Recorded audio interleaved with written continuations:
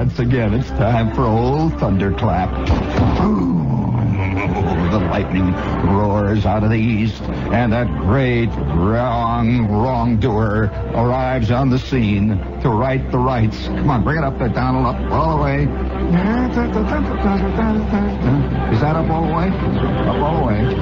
Up all the way. There we go. There we go. This is nice. Oh, boy, I'll tell you. I'm sorry. I feel very sneaky tonight. Very terrible person tonight. In spite of the fact that it's Tuesday and it shouldn't be that way. I've just been reading in Popular Mechanics, New Inventions, for those of you who want to know how the ever upward and onward side of man is progressing. Before we go up. Just practicing here, just getting warmed up. Gotta warm the axe up.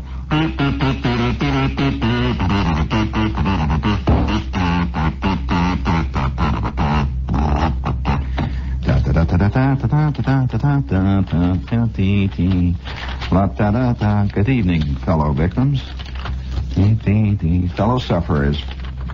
How's that secret ingredient? Hey, this is a good studio. What is this, Don? We ought to use this more often. Yeah, this is the first studio I've used in 3 weeks that's on the air. I can tell there's an electric tension here. Yeah, there's a nimbus around my head here. I'm actually on the radio tonight. They're hearing me all the way out there in Queens. Hello, Queens. I was referring to a borough. Now, stop it. Here we have from Popular Mechanics, for those of you who want to keep up with the latest stuff here, that they have developed the system, Don, to flavor turkeys before they're killed. Nice idea. You heard about that? Yeah, that's kind of nice. It's seasoning injection. Enables chickens and turkeys to be flavored as well as fattened before they are killed for eating. A solution of the seasoning ingredient, sage, garlic, nutmeg, sesame, etc., and various chemicals, is injected under the neck skin of the fowl. This spreads the flavor quickly and uniformly throughout the flesh of the bird, which is killed and processed a short time later. Oh, boy. Little Pegeen gets a hold of that one. Somehow the idea of a turkey running around the backyard in the turkey yard there, all flavored with sesame and sage, running around there. I wonder if he gets a kind of a sage halitosis, you know, or kind of a nutmeg BO. How is your BO doing out there, friends? Speaking of that problem, you know that, again, ever upward and onward, I have a note here from one of the more official newspapers, you know, where they have the advertising columns, tells you the newest atrocities that are going to be visited on. Speaking of that, Don, would you please hit the money button for me? That reminds me right off. Is your car old enough to smoke? Surprising how many cars are. Is your car old enough to smoke? Surprising how many cars are. If your car's gobbling up oil, put it on a reducing diet. Just a can of Prestone Oil Miser added to your regular oil saves money. Prestone Oil Miser is just what the name says. It's a miser for saving oil. Restores lost power, quiets noisy engines, stops oil burning in any car. Get Prestone Oil Miser in the can with the handy tear-off top. Insist on Prestone Oil Miser. It helps save oil, save money, save your car. If your car's old enough to smoke, surprising how many cars are. If your car's old enough to smoke, get Prestone Oil Miser. That's wiser by far. Prestone Oil Miser is a product of Union Carbide. What was all that about?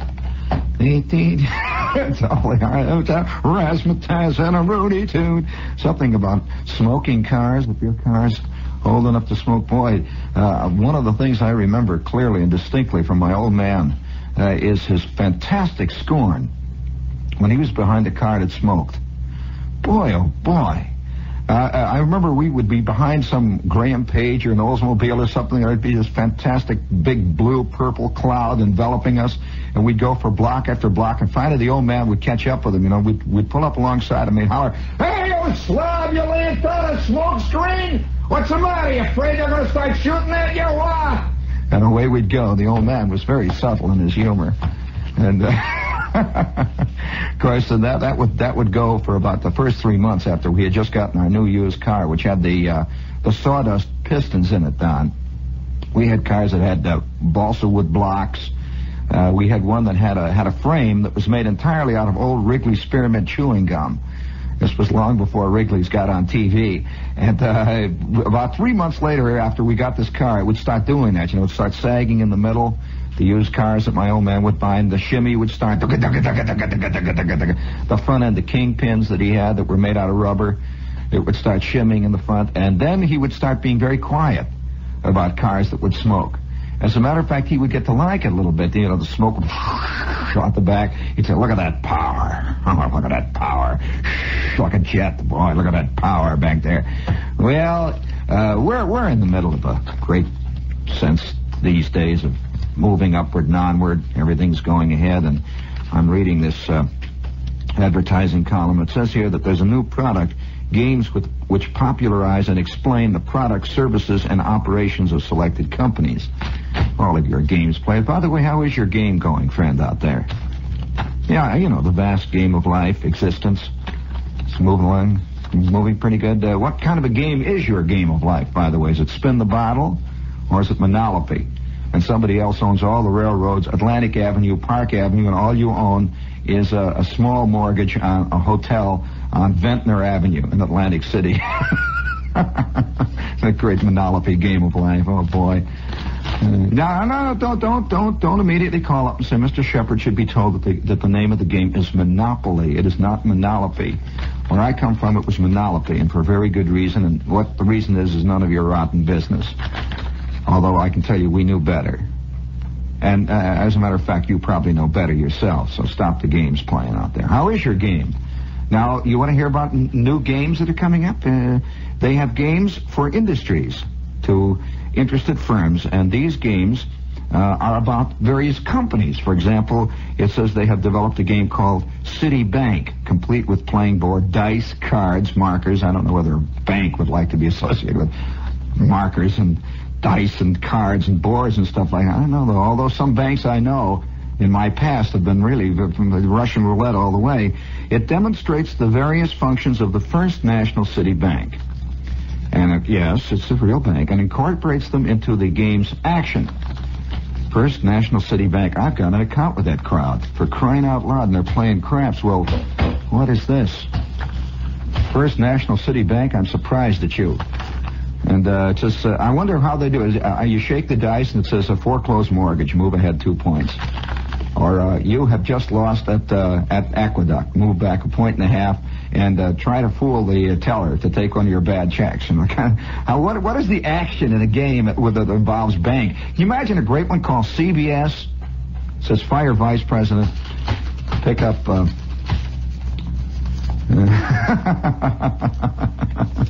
Oh, boy, I'll tell you, this ad agency. You could have BBD&O. And I can think of a lot of action with that one. Benton and Bowles, they're all there. Of course, since we're all part of this scheme, we might as well face it. I was debating tonight. I'm fooling around the office here a little while ago. In fact, it was this afternoon, and I heard one of the minions here complaining about what a rotten job this minion was involved in. And this minion was just actually, all I saw the minion doing was sharpening a pencil. And this particular minion said, oh, boy, what a crummy job. What a rotten job. Oh, boy, this job is no more fun than a good nose blow. Oh, wow. That kind of stuff. Well, I've known a time when a good nose blow is not bad. I really, when a cold is just beginning to break up, I think that's one of life's little secret pleasures. When a cold is just beginning to break up, your nose has been stuffed, and you haven't been able to breathe through one nostril for a week and a half, and your head is a solid block of concrete.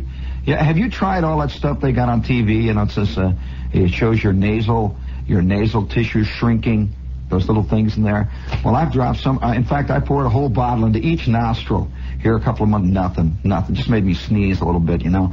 Have you had the feeling that stuff really doesn't work good on you? It works better on other people, you know. It shows a guy with a headache and a doing, doing, doing, big gongs in his head, doing, doing, doing, doing. And he takes the 2 tablets that are better than any of the ordinary products, you know, because they contain the special ingredients and don't upset your stomach. And he takes the product and it goes, doing, doing. Right, almost in mid-doing, his head is better now. And it never works like that with me, just never, you know.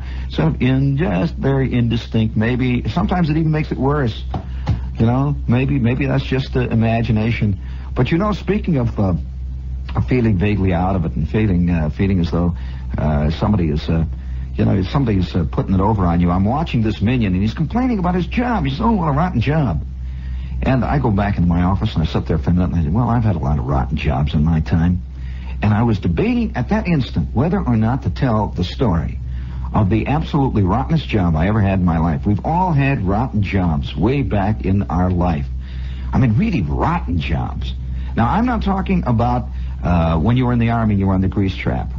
I was on the grease trap in the Army. That's something else again. The Army is another world entirely. I cleaned 400 chickens once in the Army at Fort Monmouth with 2 other guys, and these were frozen chickens. Have you ever cleaned frozen chickens, 400 of them? I mean, really cleaned them. They've got it all. They've got all their plumbing and everything.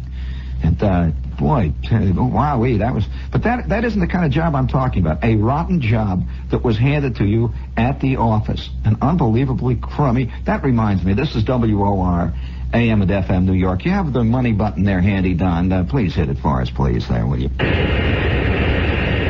No, sir, I won't do it. I've made up my mind. We'll be landing in a few minutes. Now, you listen to me. I've had the best airplane trip of my life. Never had such service. We call it Braniff International Service. All the extras we give on our Braniff Superjets to Mexico and South America. I know all about that. Those warm, fresh-up towels and my favorite refreshments, served with all those tasty little canopies. And dinner. Served in courses with a choice of dinner was. Son, I didn't miss a thing.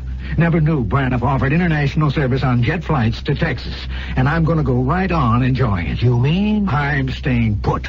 I know a good thing when I found it. I'm not going to budge. See? There's our problem. No matter how much you enjoy your Braniff International Service flight, when you arrive, please, get off the airplane.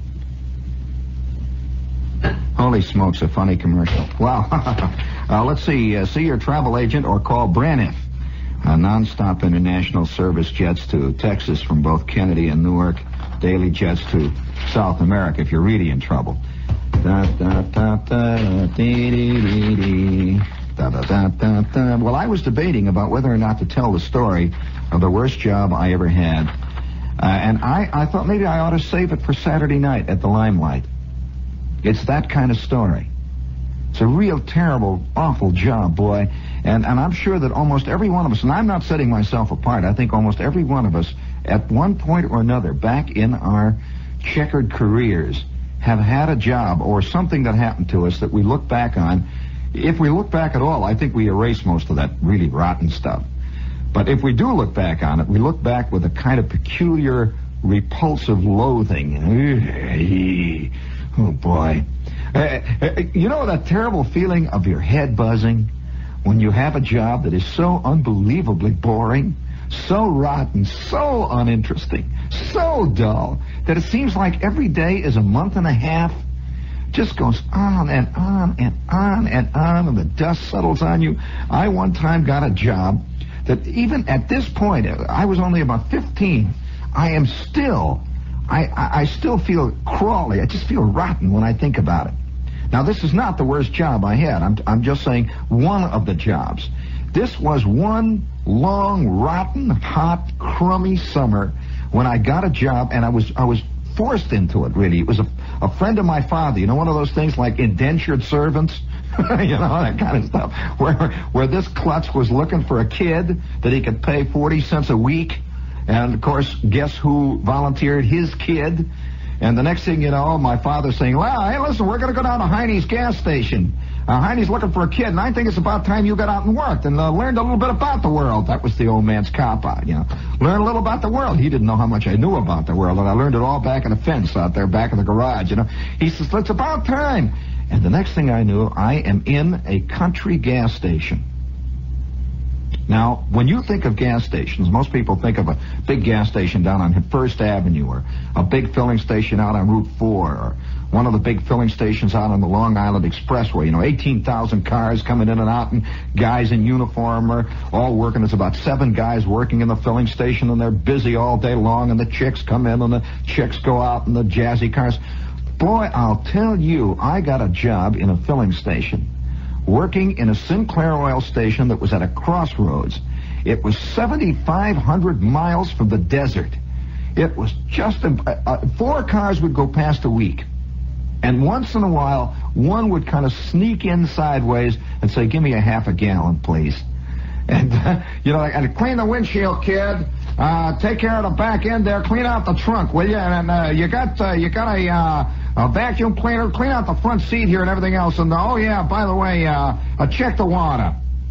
Well, this guy would buy about 12 cents worth of gas and then go rattling off into the distance. Well, I remember sitting in that gas station all by myself, surrounded by cans of oil, by greasy rags, surrounded by old oil drums full of kerosene, and just nothing, just sitting there, and the flies just coming in and going out, the heat booming down, nothing happening. And off in the distance you could hear the sound of the locusts. You know that wild sound that locusts make, that wow.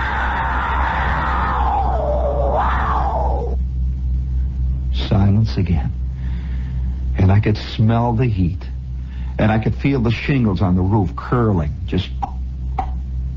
And once in a while, off in the distance, I could hear way, maybe 85 miles away, I could hear chunk, a screen door slamming on a farmhouse. And I'd sit and wait. And then a dog would start barking. Oh, oh. 100 miles off to my right. And then I would see coming down the street a Ford or a Chevy or a Plymouth. I'd say, come on, stop, man. Come on, give me something to do.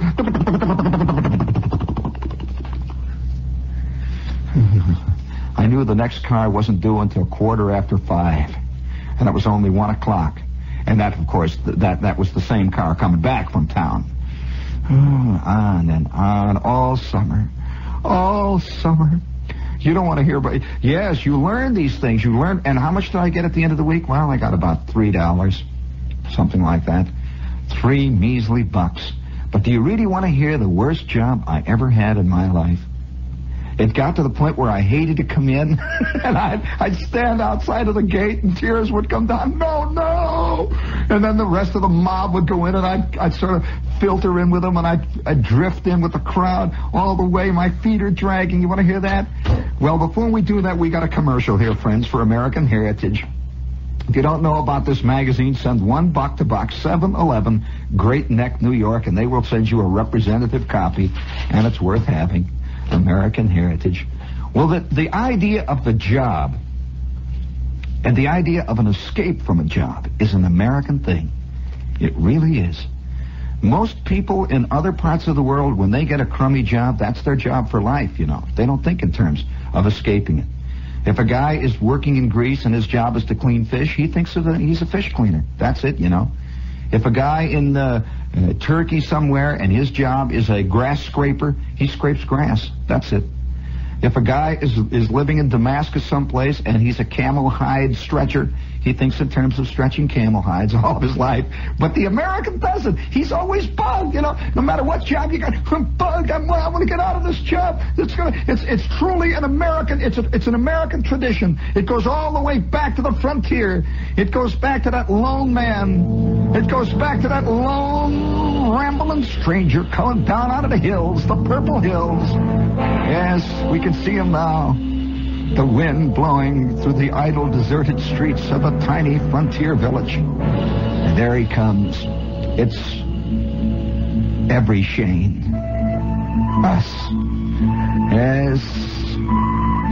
Every Shane coming down out of the purple hills of his birth, carrying his saddle, his banjo, going to work at the Esso station, picking up his tools, going off to the American Brass and Foundry Works. It's every Shane ready to do to battle against the forces of evil, to keep back those onrushing hordes of the Union goons, communism, the guy that wants to collect for the refrigerator. Yes, it's every Shane, the lonesome traveler on that vast landscape of American industry.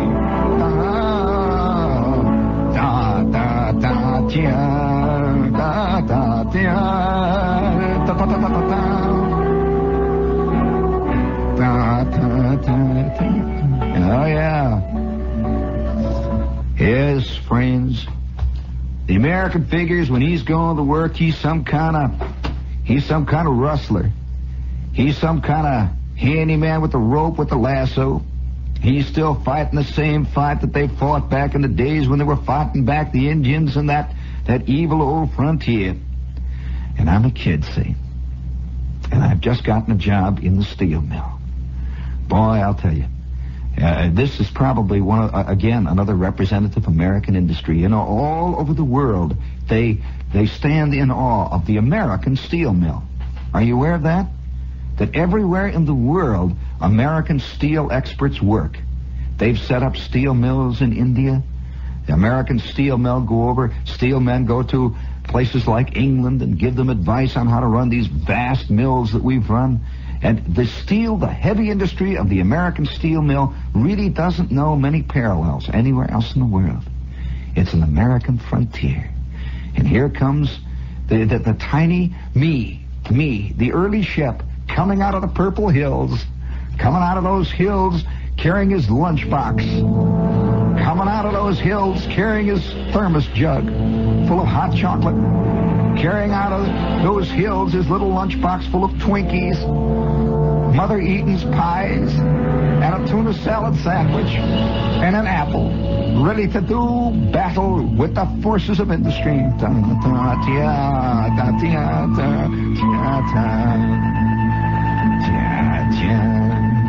He's wearing his blue work shirt, his blue jeans with the brass studs on them, his great big fat old safety shoes. He's got on his blue heat goggles, and he's wearing his corduroy hat with the ear flaps. The American dream is about to come true.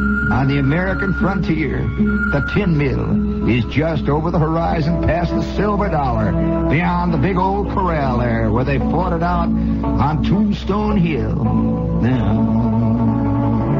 Oh, boy, the wind is blowing out of that lake, and every day I'm coming to work, and I'm feeling great, you know. I'm pulling my weight. I'm part of this vast throng of guys every morning that comes into the mill and every night goes out when I'm on the day shift. Somehow when you're on the day shift, you feel like you're going up the ladder. And then the next week you get the swing shift, and every day you go in at 4 o'clock and you come out at midnight. Something exciting about coming out of work at midnight. And then there's the graveyard shift, the midnight shift. You go in at 11 o'clock, maybe quarter after, and by the time you get down by your desk where the machines are roaring in the red-hot glare of the furnaces, it's exactly midnight, and you're going to be there till the crack of dawn. 8 a.m., you head out back over the conduit, back over that long tube and under the river and back into the outside world. Yeah, it's exciting, isn't it?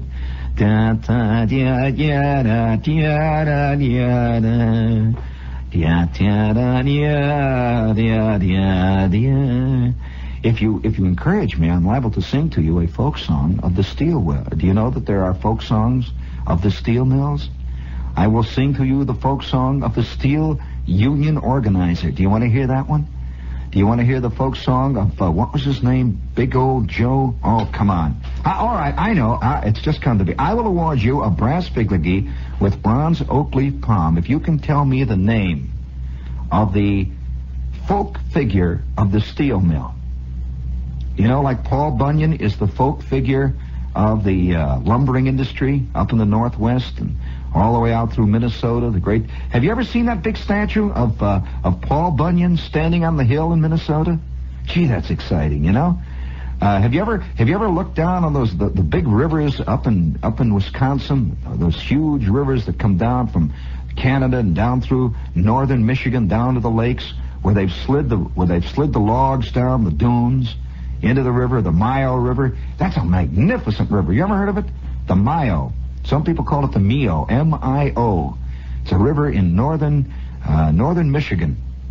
Beautiful river. And the Rifle River, which comes into it, one of the great trout streams of all time.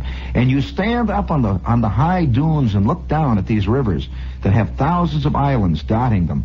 And you can see the slides where many, many years ago, back in the 19th century, the lumbermen slid their logs down. They made big slides, and they just slid them right down the hills. And you still can see those big cuts. Just shoo, right down into the water. And once in a while, you can see hidden over near the bank an old log raft that's been there for 75 years, just laying down there, scrunched down among the rocks, and the wood is kind of petrified now. And you can see the smallmouth bass nuzzling under it there. Oh, wow. This is another kind of an America. You don't hear much about this America, do you? And you know that in Minnesota they have a fantastic statue of Paul Bunyan. Magnificent Paul Bunyan, standing there looking down over the rolling hills of Minnesota. And you can see those lakes, those 10,000 lakes laying out there. And he's standing up there, and beside him is, what is the name of his ox? That's right, Babe. And what was the identifying factor or the identifying thing about that ox? Babe the what? Blue. Babe the blue ox. Well, what was the name of that great steel worker? That's right. No, well, actually, there were two of them. Joe Hill is a famous name among steel workers, but there was another one who was famous for working in the Carnegie Steel Works, Carnegie Mills, around Pittsburgh. Now, come on, what was his name? It was a Polish name, I'll give you that much. I'll give you that much of a clue. And he was the Paul Bunyan. Now, Joe Hill was a union worker. See, that's another thing. He was not a great steel worker. He was a union organizer. The story of Joe Hill, all that stuff, that goes back to the early days of the steel world. But there was a great steel worker who was the Paul Bunyan of steel workers. And fabulous character. We used to sing songs. I've only heard once or twice actually steel workers really singing songs, and singing songs about steel workers. You never expect a cowboy to be riding along. That's right. There you go. You never expect a cowboy to be riding along and singing, in the Red River Valley I was loping on my quiet summer day. You never expect to hear him. But by George, I remember one time sitting on the shipping dock in a big scrap mill just outside the Open Hearts in Inland Steel in Indiana Harbor, and a guy was singing a folk song, but he was doing it with tongue-in-cheek, And that thing, I have to explain that to you, that the actual workers who really work in these mills, Bob Dylan to the contrary, the workers who actually work in these mills think this stuff is very funny. They never see themselves as romantic figures. And in actual point of fact, they aren't, I suppose. They don't see themselves as that. They don't see themselves as the subject of folk songs, of great American legends and myths. And so the only time I ever remember it was a guy sitting on the shipping dock in the steel mill, in the scrapyard, and he was singing this folk song that he had heard somebody, some idiotic folk singer, sing on the radio. He heard it, see. And we're all sitting there eating lunch. Everybody's knocking down the salami sandwiches. Do you want to know what steel workers really eat for lunch? Most of them? Well, of course, I'll tell you this. Most steel workers, to begin with, are Polish. A large number of them are Polish. There are large numbers of them are Hungarian, working in the steel works. And so they eat food that is really indigenous to the world that they come from. And I used to sit next to guys in the steel mills, and they'd open up their lunch. First of all, you'd smell their lunchbox for a block and a half when they'd bring it in. You could smell it, It would cause your eyeballs to water, and it would you sneeze sometimes when you get too close to them. But I can remember sitting next to steel workers with the wind, icy wind. Oh, the wind is blowing out of the lake. The temperature is 45 below zero. And we're sitting out. We used to love to eat outside. For some reason or other, everybody goes outside and sits there with his leather jacket pulled up and his corduroy hat scrunched down on his head, and his mittens, eating his sandwiches with his mittens on, with the big golashes, and everyone's sitting out there on the shipping dock and watching the scrapyard cars go past, and watching the ingot cars go by, looking out over the lake. The temperature's 30, maybe as much as 30 below zero. Everybody's sitting outside eating. Yeah, it's getting away. I don't know. It's just being out of the mill, that's all, and sit out there. Well, I remember sitting next to a guy, and he opens up his lunchbox, and the minute he opens it up, you get this, whoo, the aroma. And in his lunchbox is one half of a whole stuffed cabbage, Polish style. And there it is, great big son of a gun. And it's all wrapped up in wax paper. His wife, Stella, had wrapped it all up in wax paper, and there was all, he had a great big thing there, and he had a big chunk of this Polish bread, which is black, beautiful, magnificent bread, big chunk of this Polish bread stuck down there, and he had a thermos jug full of red Polish wine, which is like red Italian wine. It's this homemade red Polish wine, and that was his lunch. He'd take this knife and he'd cut a big chunk of that stuffed cabbage, cut it out, pick the knife up, stick it up, and he'd eat with a knife. In the gut goes a big chunk of stuffed cabbage, and then he'd take a big bite of the bread, and then with the wine, rob. You want to hear more about that? Well, I'll tell you what I used to take. You really want to know what I used to take once in a while for eating out there? Because you get so tired of sandwiches, you get to the point you don't want to eat a sandwich. You can't have another sandwich. You can't look it in the eye, And so once in a great while, especially on a Friday night, because in this area out there, of course, this is a big area of all kinds of Polish people and Hungarian people, and there are gypsies out there, and there are all kinds of Swedes. All these people work in the steel mills, big, hard, rough work, and so a lot of them are big guys. They eat tremendous meals. And on a Friday night, one of the big legendary folk events on Friday night around the steel mills is fish fry night. Now, the fish come out of Lake Michigan, right off the docks there. They bring in hundreds and hundreds of pounds of yellow lake perch. And practically every tavern in town, about 7 o'clock in the evening on a Friday night, has a big white sign. Somebody just goes out there and paints it with white calcimine on the window. It says, fish tonight, fish. That's it. And you come in there and you buy these fish, and they're deep fried. I used to fry them. I used to work in the tavern where I did this, And they fry them on racks by the dozen. Just shoom, they stick them down there, they bring them out. They're all deep fried, and they are fantastic. And on a Friday night sometimes, when I was working the midnight shift, I would take myself a lunchbox full of fried fish. I'd have 3 or 4 of these magnificent deep fried yellow perch. And I would also have myself, sometimes a thermos bottle full of coffee, maybe a thermos bottle full of wine, maybe a thermos bottle full of milk sometimes, but usually it was something like wine or coffee. Now why wine? Well, there was a reason for that. Boy, if you've ever worked in a steel mill, you know. Oh, is it cold? You usually think of steel mills as being hot, but I remember mostly the cold in a steel mill, coming in, that wind off the lake, and so we would sit out there and eat our fish at maybe 3 o'clock in the morning, looking out into that blackness, just black out there in the lake, and off to our left would be the open hearths. The fantastic flames touching the skies, the whole sky lit up green and red and yellow. And way off in the distance would be that row of blast furnaces. And behind us would be the number 2 AC, and you could just feel those generators. The whole ground shaking. And just sit there, eat our fish, look out. You like these stories? These are strange stories. Well, I remember one time, you want to hear the worst job I ever had? Oh, boy. I figured, I'm really making the scene, and I've now been put in the tin mill office, and actually not in the office itself, and in what they call the tin mill assorting office, which was a little office right in the middle of the whole tin mill.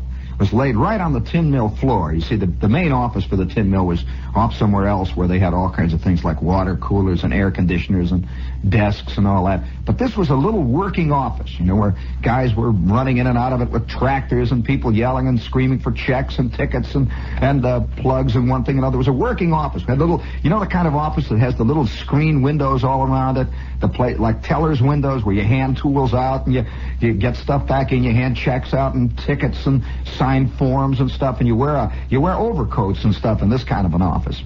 But I loved being in there. It was a real exciting place. Everything was going on all the time, and every morning I would come in, or every night when I was working the night shift, and I knew my business. I knew my office. I knew it. I'd come in there, and I would relieve the guy who worked the shift before me. I'd say, how are you, Chuck? And Chuck would say, hi, Shep. Okay, man. And we were always working one shift behind. I was always relieving Chuck.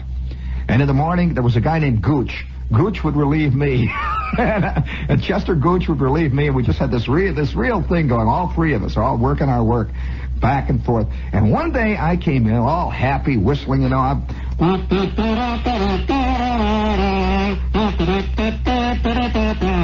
whistling along there, Chicago, Chicago, Chicago, Chicago, Chicago. I'm all happy, not knowing I'm about to go down into the drain. And I walk into the office, and sitting there is Hermie. Hermie says, hey, Shep, Mr. Snyder wants to talk to you this morning before you go to work. Oh? Mr. Snyder was the chief clerk. Old man Snyder. J.M. Snyder. Oh, wow, gee whiz, maybe I'm going up the ladder again. You never know. The last time Snyder talked to me, I got a promotion, Okay.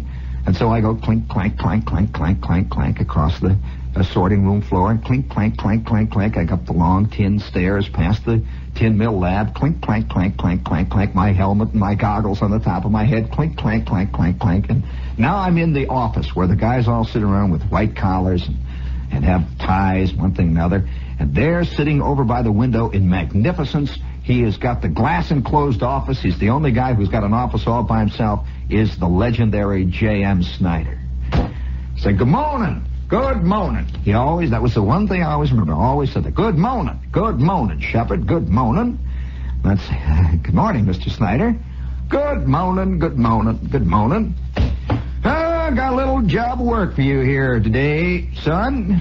He's fishing around down in this drawer there. What's up here?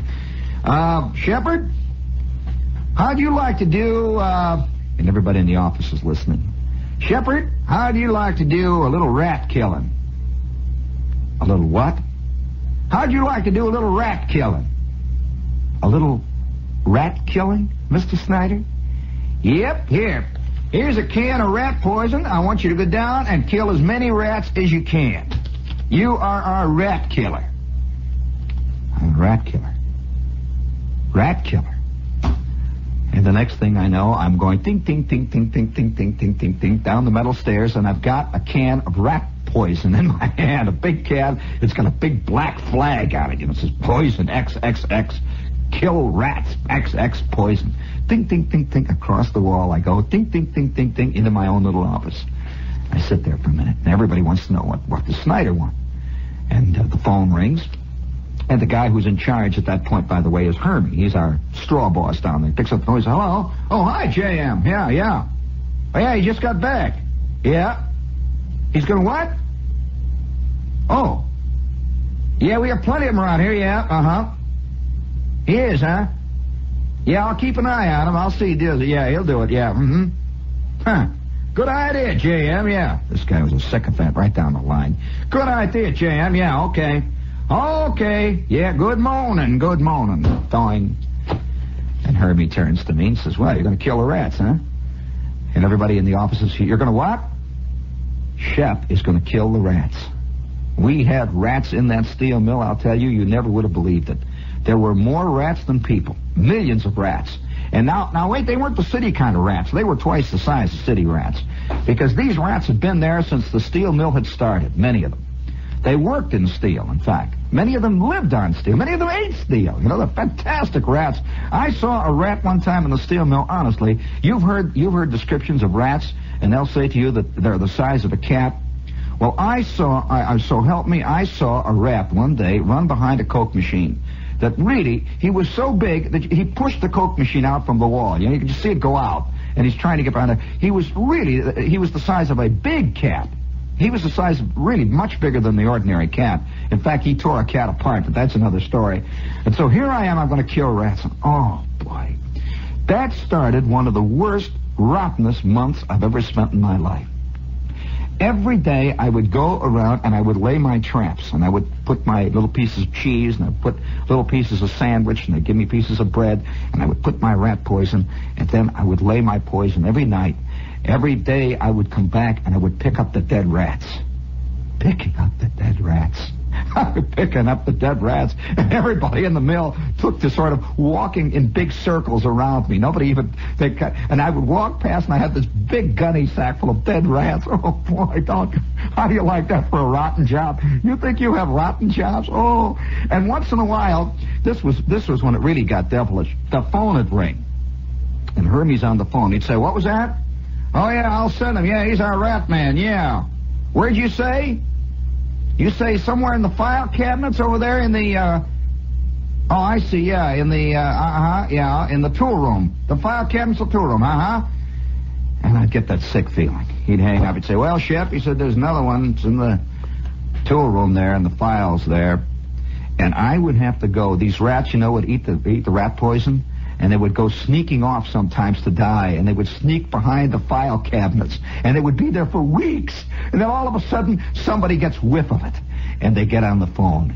And there I am, moving the file cabinets, taking the records out, looking for, And it got to the point where I couldn't even stand going into that mill. Every morning, all those happy steel mill workers would start coming in, They'd come down that long chute, and there you'd see that lonesome figure. That lonesome figure coming out of the hills. That lone, solitary figure. Yeah, carrying with him the sorrow that's in all Americans. Coming down out of them purple hills, carrying his lone saddle. Somewhere he's lost his horse. It's every Shane out to do battle against the enemy, the rats. Out to fight back that frontier. A lone, solitary figure shunned by his own neighbors.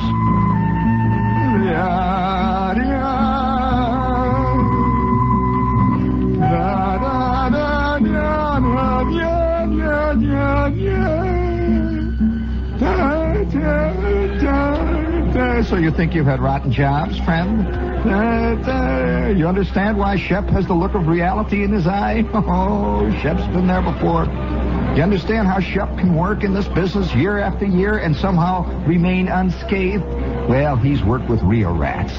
He knows that dark red, glowing, beady eye of a rat about to move in on the kill. He's got the footwork, friends, and he's loose and easy.